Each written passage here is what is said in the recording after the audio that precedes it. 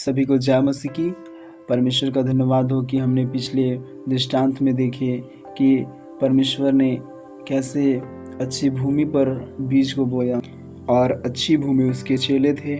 और आज हम देखने जा रहे हैं दूसरा दृष्टांत के बारे में। आप निकाल सकते हैं मेरे साथ मत्ती 13 का 24 से लेकर 30 वचन तक। हम यहाँ पर फिर देखते हैं कि स्वर्ग का राज्य एक मनुष्य के समान है जिसने अपने खेत में अच्छा बीज बोया। दृष्टांत बताता है कि जब लोग सो रहे थे तो उसका बैरी आकर गेहूं के बीज में जंगली बीज बोकर चला गया। यह सो रहे मनुष्य कौन है? आप अपनी बाइबल में प्रेरितों के काम 20 का 25 से लेकर 32 तक में पढ़ सकते हैं। उसमें पौलुस विलाप करता हुआ भविष्यवाणी करता है, मैं जानता हूँ कि मेरे जाने के पश्चात फाड़ खाने वाले भेड़िए तुम में आएंगे जो झुंड को नहीं छोड़ेंगे। तुम्हारे ही बीच में से ऐसे ऐसे मनुष्य उठेंगे जो चेलों को अपने पीछे खींच लेने को टेढ़ी मेढ़ी बातें कहेंगे। इसलिए जागते रहो और स्मरण करो कि मैंने 3 वर्ष तक रात दिन आंसू बहा कर हर एक को चेतावनी देना न छोड़ा।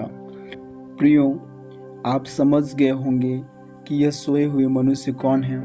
प्रभु के इन वफादार बहादुर चेलों ने कलीसिया की और उस शिक्षा की रक्षा की जिस पर कलीसिया स्थापित की गई थी। परंतु दृष्टांत अनुसार ध्यान दें कि क्या हुआ जब लोग सो रहे थे। अब हम यहाँ देखते हैं कि कोई परेशानी शुरू होती है जो कि पहले दृष्टांत में नहीं है। बैरी ने अब खेत में जंगली बीज बो दिया था। जैसा ही चेले लोग सो गए, बैरी आया और उसने जंगली बीज को अर्थात गलत शिक्षा को कलीसिया में बो दिया। यह बैरी शैतान था जो अपनी झूठी कलीसिया के द्वारा चेलों की शिक्षा को अब नाश करने का यत्न कर रहा था।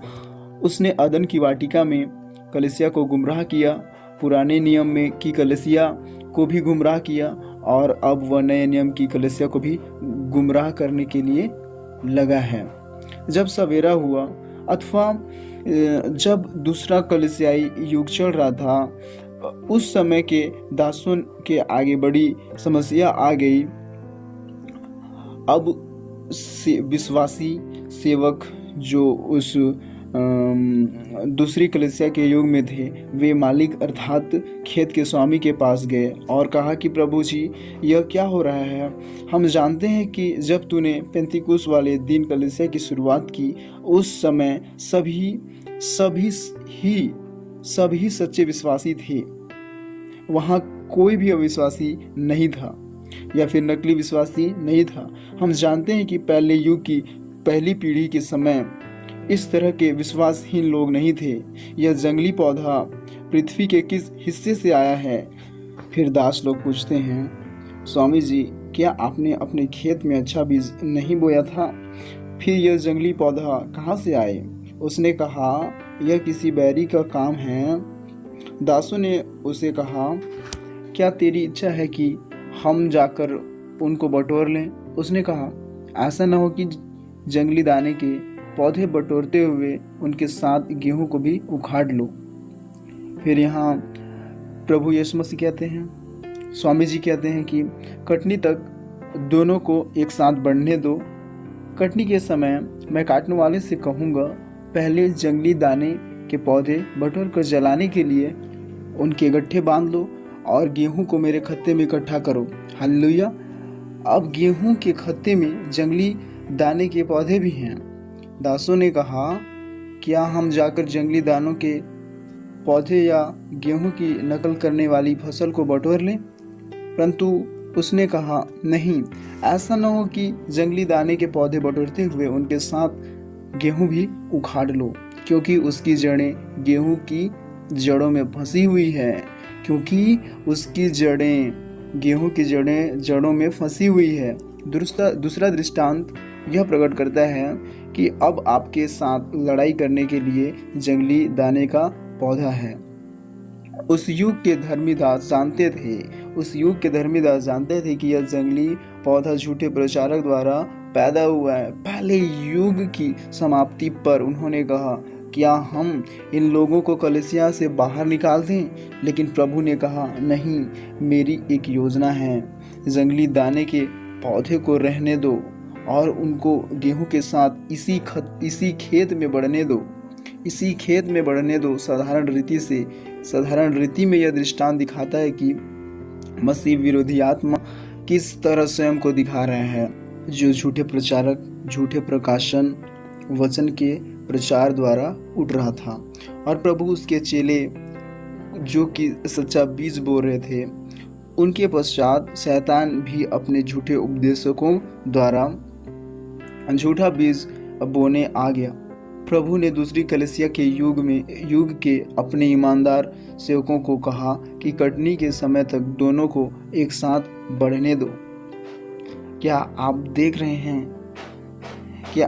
रहे हैं अब इस दृष्टांत द्वारा कलीसिया में किस तरह की परिस्थितियां उत्पन्न हो गई हैं? कलीसिया में क्या होने लगा है? अब यहाँ 2 कलीसियाएं आरंभ हो गई हैं। क्या आप देखते हैं? क्या आप देख पा रहे हैं यहाँ कैसे 2 कलीसिया उत्पन्न हो गई हैं? मैं आपको बताता हूँ, एक प्रभु की और दूसरी शैतान की, एक सच्चाई की और दूसरी झूठ की, असली की और नकली की, स्वर्ग और नरक की, और दोनों बढ़ना आरंभ कर दिया है। इस जंगली कलीसिया के पास न कोई सच्चा पश्चाताप है, न कोई सच्चा प्रकाशन और न ही कोई सच्चा समझ। यह खुले मार्ग और खुले रास्ते में जाने वाली कलीसिया है। यह दास परमेश्वर के सच्चे सेवक हैं जो प्रेरितों की शिक्षा को अच्छी तरह समझते हैं।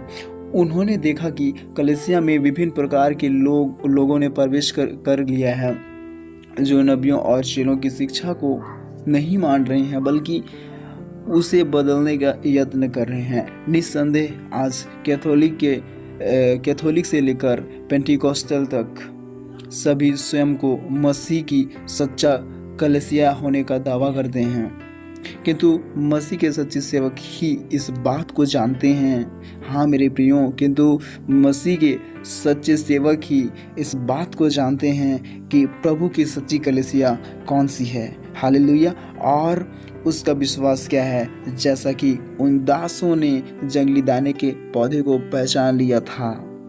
एक नकली विश्वासी जिसके पास पवित्र आत्मा का सच्चा बपतिस्मा नहीं, वह किसी भी तरह के शैतानी प्रकाशन द्वारा भरमाया जाएगा। झूठी शिक्षा को यीशु मसीह के नाम से प्रचार किया जा रहा है। जंगली पौधा चर्च में बैठता है, पर उसकी अगुवाई मसीह विरोधी आत्मा के द्वारा होती है। क्या आपको पता है, जंगली पौधा चर्च में बैठता जरूर है, पर उसकी अगुवाई मसीह विरोधी आत्मा के द्वारा होती है। प्रभु अपने दासों से कहता है, उन्हें एक साथ बढ़ने दो। क्या को एक साथ बढ़ने दो? झूठ और सत्य को एक साथ बढ़ने दो। और मैं कटनी के समय मत्ती 13:30 वाले दूतों को भेजूंगा और वे पहले जंगली पौधे को गट्ठे बांधेंगे। बाद में हम देखेंगे कि कैसे इस जंगली पौधे के गट्ठे बनते हैं। हम जिस समय में रह रहे हैं वह कटनी का समय है मेरे प्रियो, जिसमें गेहूं और उस जंगली बूटी का अलग किया जाना है, जो दूसरे दृष्टांत में आरंभ हुई थी।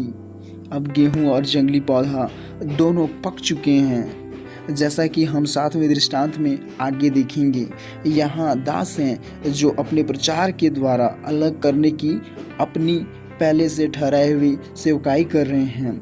वे जो वचन के पूरे सत्य तक पहुँचेंगे, हाँ यहाँ सुनिए आप, वे जो वचन के पूरे सत्य तक पहुँचेंगे वही गेहूं होंगे। हालेलुया।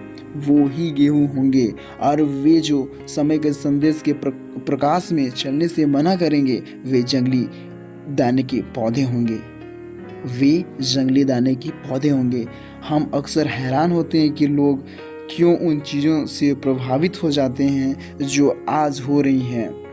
यह केवल इसलिए है क्योंकि छटनी पूरी भरपूरी में हो रही है। Oh hallelujah.